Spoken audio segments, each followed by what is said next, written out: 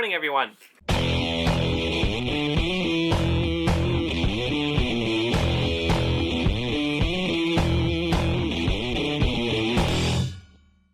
How are you doing? So, Sydney's not here with me right now. She's probably at her home sleeping right now because it's 1 o'clock in the morning. And you might be thinking to yourself, why are you up so early? It's because today's the day. Today is the day. Once again, I am going on a trip to Japan. Pretty stoked for it. It's going to be a little bit shorter than the one I went to last year with my brother. So the reason why I'm actually staying up is because, one, I think this time I might be able to actually sleep on the plane if I stay up till I leave. Two, I gotta pick up my best friend from his work. His name's William. He gets off at 5, and so I figured I might as well stay awake, record this intro, and kind of talk about what this trip's gonna be about. Like I said, this is gonna be a little bit shorter, 2 weeks instead of 2.5 weeks that me and my brother went on last year. And one thing that I learned with my brother was that I want to go all over Japan with him, and it was really fun. We were able to go like 6 different locations. Like we were just like all over the place, sightseeing, meeting up with friends, and just like hanging out, and it was super cool. My brother really enjoyed it, but the only downside was that like we were traveling so much all the time that we were only in an area for maybe 1 to tops 2 days. And although it's super fun and all, I felt like it was kind of hard on him to like kind of acclimate to the new time zone and like the culture and like understanding like how to run train systems, and it was just super busy. Like it wasn't really enough time to really sit down and enjoy it. And so this time I decided to kind of plan the trip more of like a casual and like minimized my areas to 3 locations. The first one being Osaka, the second biggest city in Japan. Second is Tokyo, which is obviously the biggest city in Japan. And the third is in the middle of nowhere, Niigata, which is literally like, anytime I tell people in Japan like, hey, I'm going to Niigata, they're like, why are you going over there? I'm like, well, that's where my host family lives and I don't want to go visit them. But really it's like in the middle of nowhere. My thought process on this was that we can go somewhere that I'm really familiar with, which is Osaka, because I used to live there. And we can go visit friends and kind of get used to like the culture and like go see things that I know that are fun. And then we're going to Tokyo, where I never really lived, but I visited, and so there's a lot of things you can do in Tokyo. So we're gonna start picking up the speed, going all like these different places like Disneyland and like these different museums and like temples and stuff. And then we're gonna finish off the trip kind of really relaxing and slowing down and kind of enjoying our experience, because both cities are really cool and all, but like you're not really getting the full Japanese experience unless you're going kind of in a country area. So that's where we're going to Niigata, which is famous for its rice, I guess. And so we're just kind of be there for in each location. We're being there for 3 to 4 days, and so it'll give us enough time to really kind of get used to kind of the area and expand and just kind of go look around. This trip's going to be a little bit different from the one I went to last year, mainly because last year we went during winter time. This time we're going in the summer, as you can't tell from my t-shirt and shorts, and so you guys can get a little bit of a sneak peek of what it's like in the summertime. I can tell you right off the bat, it's going to really suck. Number one, it's really hot, super humid. I think today we had a little bit of overcast in Portland, and it was getting a little heated, and humidity was like 30%, and it was like 80 degrees outside, and my friend William was like, man, it's a little warm and kind of uncomfortable. I was like, yeah, well, why don't you just look up what it's like in Japan? And so we looked up on Japan, and today the temperature was like 90 and with the humidity of 70%, and so it's just like super crazy. So that's really gonna suck. Hopefully they kind of acclimate to the climate change pretty quickly, and also like the jet lag. So that's another thing I'm saying. That's another reason why I'm staying up super late again, is because if I just destroy my sleeping habit, then when I get to Japan, I'll just sleep, wake up, and then hopefully be able to adjust to the new time zone fairly quickly. Sydney's also coming to Japan too, and she's coming a week later because she has work and can't get that much time off, which is fine. And so when we go to Tokyo, that's when she's going to come down and hang out with us for a week. And so the first week is pretty much going to be Osaka area, the Kansai area, I guess you could say. A lot of like shrines and things like that. You know, I'm not going to spoil too much. We'll just wait. We'll just show you in the next videos like what we're going to see. But I'm really excited. Best friend William's really excited. He's never been out of the country, he's never been on vacation either. So like this is the first time he's ever going to go do anything super adventurous. And so yeah, super cool. So I kind of wanted to show you kind of what I'm packing, because if you want to go to Japan in the summertime, you can see what I'm packing. So let's go.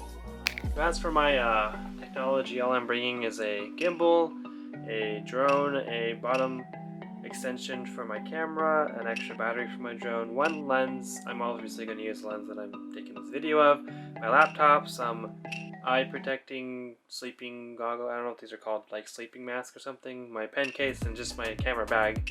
Hopefully I can just make this bag last me throughout the day. That way I don't have to carry my huge backpack throughout everywhere, because it's kind of big, so hopefully I can just last.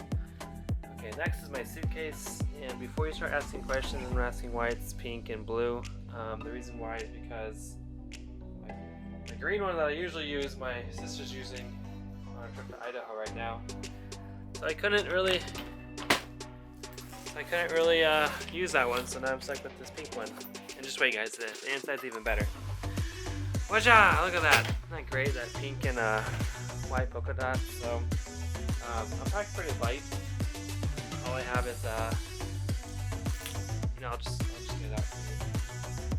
Okay, so I pack pretty light. I don't really have a whole lot of stuff. So over here I have 3 shorts, 1 pair of pants because it's gonna be super humid and sweaty, like 4 pairs of socks, and I don't know if you can see it very clearly, but I actually have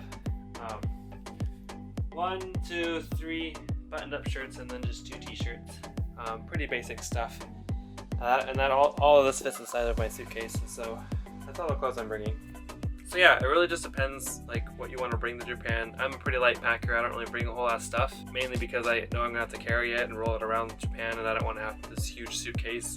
Even though like with international flights, you're actually able to have a checked bag, and since we're going to be traveling quite a bit, going to those 3 locations and riding trains and stuff, I don't really want to have to carry. That's one thing that happened last year with my brother. Brought this huge suitcase, and like it was just a pain. One of the wheels broke, like it was just super heavy and it was miserable for him. And I just had a little carry-on. I probably should have told him not to do that. But anyways, pack super light. Definitely if you're gonna travel all over the place, pack super light. Bring just the bare minimum that you need.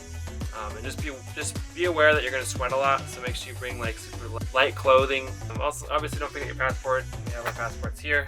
So lastly, if you're going to Japan and you're going to travel all over Japan, think about really purchasing one of these JR passes. What they are is these allow you to be able to ride the JR train lines. That includes bullet trains and local trains as long as you need for your trip, and they go for 1 week, 2 weeks, or 3 weeks. And so this was very useful last year when I went with my brother and we were traveling all over the place. We really got our money's worth. And so, especially if you're taking bullet trains, like definitely think about buying these, because all you do is you take one of these, you show up to the airport, and you show this to the train people, and there'll be a little sign that's, I think it's green, that says like just the bullet train line or something like that. And so what they're going to do is they're going to look at your form and your information and give you this thing. And what this does is it has your information, tells you what's the rail pass and how long period you're going to need it from this date to this date. All you do is when you go to the train stations, you just flash this to a train person, and then they just let you in. Or if you're going to ride a bullet train, you go to one of the bullet train purchasing areas, and you just tell them where you want to go, and then they look at this and they give you a ticket for it. So right here we'll show you like all the different routes you can go on in Japan, bullet trains and stuff like that. So definitely worth it. It's a little spendy. I think for our 2-week one we spent about $430, but since we're riding the bullet train at least 4 times, which if you're going anywhere in Japan on a bullet train, it's usually about $100 one way. We're getting our money's worth. That also doesn't include like local trains too, so definitely worth it. Try getting that. One thing we're going to try a little bit new this year that we didn't do last year was that we're going to actually purchase a pocket Wi-Fi thing. And so what that is like a little device that you can carry inside your suitcase or whatever, and you can get Wi-Fi throughout all over Japan.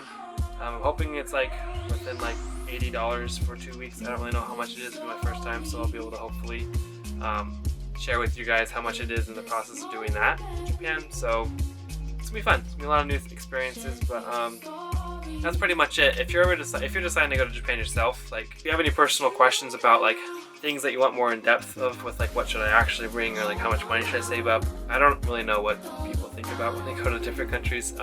My goal this trip is to make better videos than I did with my brother last year. And it's not that we weren't making good content, we weren't being very fun and stuff. It's more of just like my editing skill, my workflow. I want to improve and be able to look back and be like, oh yeah, like I have gotten better. So that's kind of my goal. But yeah, I'm super stoked. So I will see you guys at 5 o'clock in the morning.